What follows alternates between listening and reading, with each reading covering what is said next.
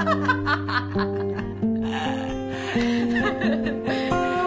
everybody. This is Dr. Kari, and I am so excited today because I have my dearest friend, Marla Mervis-Hartmann, with me.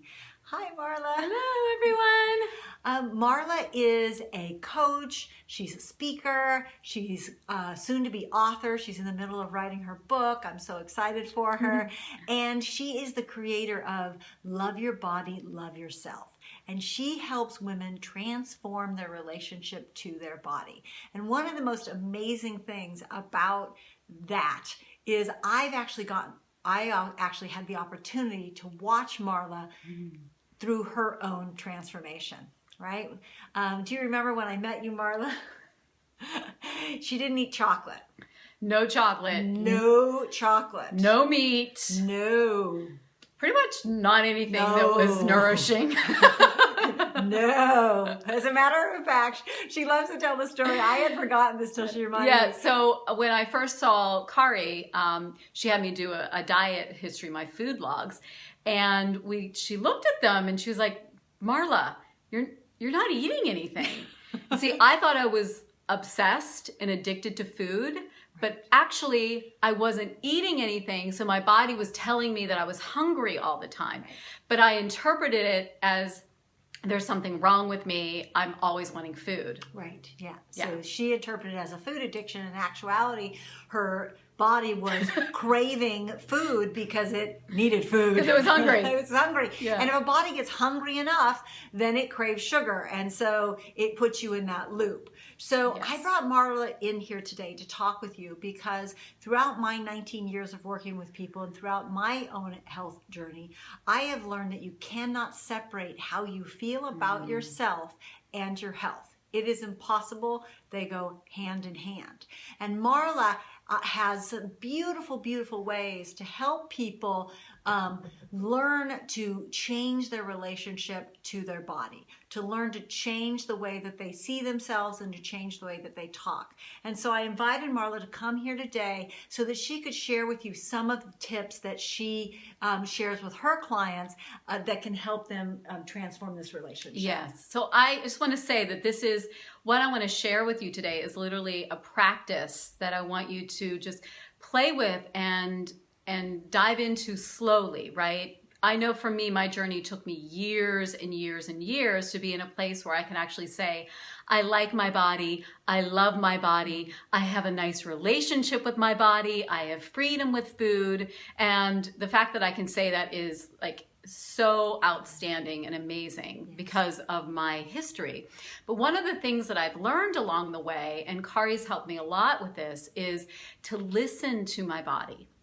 What happens when we have negative body image, when we have these feelings that I don't like my body, I hate my body, I'm not eating the right food, I have shame around food, why do I want that food, I can't believe I ate that much of whatever it is, right? That loop in the head that goes on and on and on and says negative things. What happens is we completely detach from our actual body.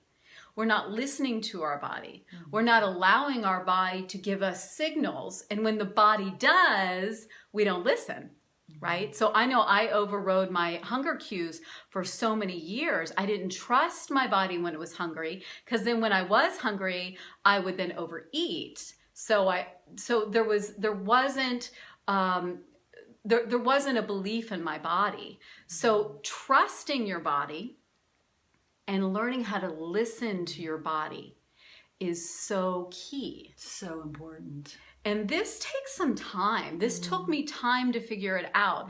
And what I found is that learning to cue myself and tune into what feels good, where the pleasure is. So when I say pleasure, I'm not talking about like instant gratification, like chocolate, chocolate cake.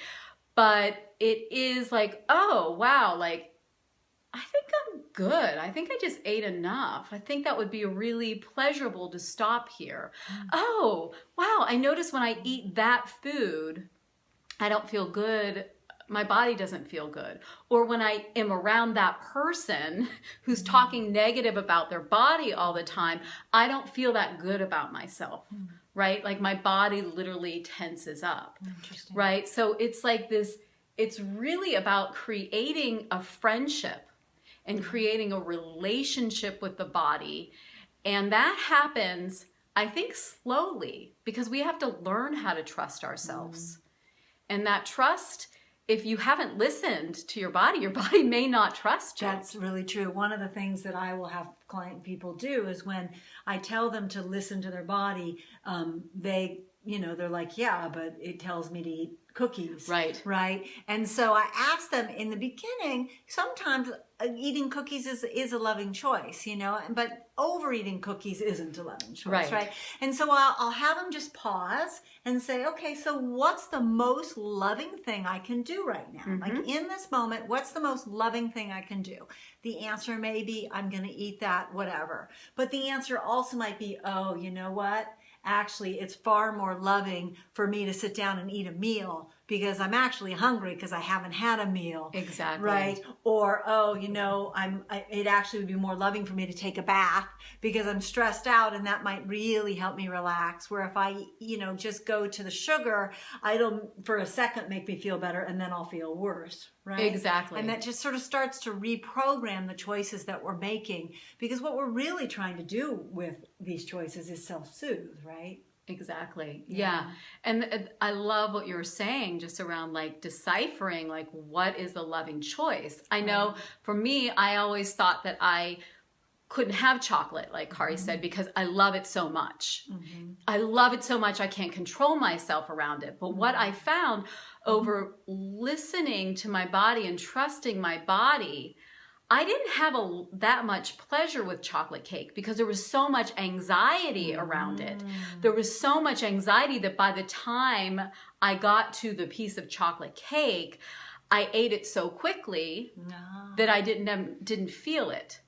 And so then I'm like, well, that wasn't fulfilling at all. So then I would eat another piece of chocolate cake. For then I would be like, I can't believe I did it. See, I can't believe I ate that piece of chocolate, that second piece of chocolate cake. And then the shame would begin. So what would I do to self-soothe? I would eat another piece of chocolate cake. Or maybe some cookies instead. Right. Or another piece of whatever. Right. And then the shame went in. So was there really pleasure in the chocolate cake to begin with? Right? Or where did I stop myself from receiving pleasure from that first piece of chocolate cake? And that, my friends, is listening. So in other words, if you slow down in the first place and really enjoyed the cake, then that would have been met. Right. And if you slow down even more and notice your upset and your anxiety around eating it, that's where you actually want to start. Right? Is it what happens? Like, why am I getting so anxious about this piece of chocolate cake? Right. Why am I thinking about, for me, why am I thinking about the cake that's going to be at the birthday party in the evening and I'm worried about it like that morning, right? Like, why is this piece of chocolate cake held up so much? And that's really the journey. Interesting. Is looking at that. So it comes listening, really listening and tuning in. Yeah, that's really good.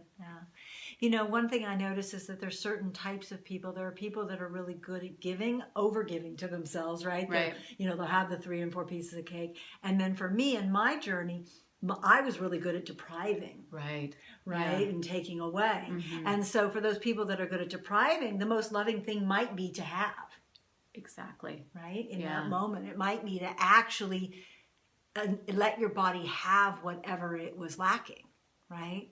Yeah, well, I mean, what you're really showing is the diet cycle. Right. Is you restrict, and then you have to balance it out, right? Yes. There's the polar opposite. So you balance it out with the binge or the overeating. Yes. And if you didn't restrict to begin with and you just listened to your body, you wouldn't need to binge. One of the most interesting things for me in watching you and your process was when you started allowing yourself to eat whatever you wanted. And I saw it. You were eating your chocolate, right? I still do. She lost weight. And it's not to say that you do it you know, that's not the motivating factor, but that's actually what happened. Like the extra 5 pounds her body was carrying, she was never heavy, but the extra 5 pounds her body was carrying melted away. And that was even post giving birth. Because all the stress and anxiety around the food and the can have and can't have and the push and pull disappeared. Yeah.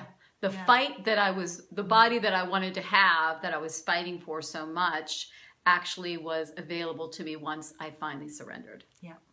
Yeah. Wow. Powerful.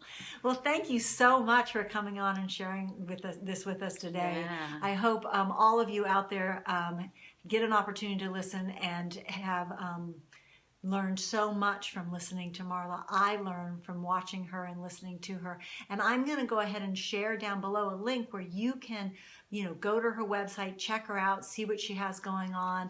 And if you need any support around this, please look her up, and maybe, who knows, maybe we'll have her back, and That would be great. that'd be great. We'll do more of this in the future. Yeah. Sending you all so much love. Yes. Bye, everyone. Bye.